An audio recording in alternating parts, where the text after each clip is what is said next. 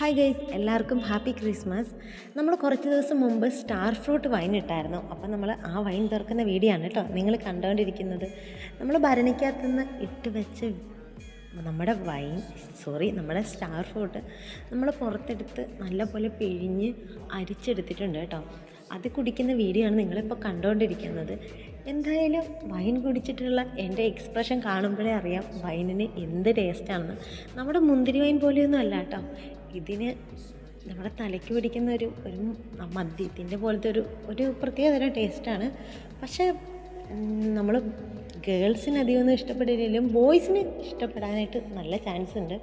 എന്തായാലും എനിക്കിതിൻ്റെ സ്മെല്ല് പോയിട്ട് വൈൻ പോലും എനിക്ക് പിടിച്ചില്ല എന്നല്ല, എൻ്റെ തലയ്ക്ക് പിടിച്ച് ബോധം പോയ കിളിപ്പോയ അവസ്ഥയിലാണ്.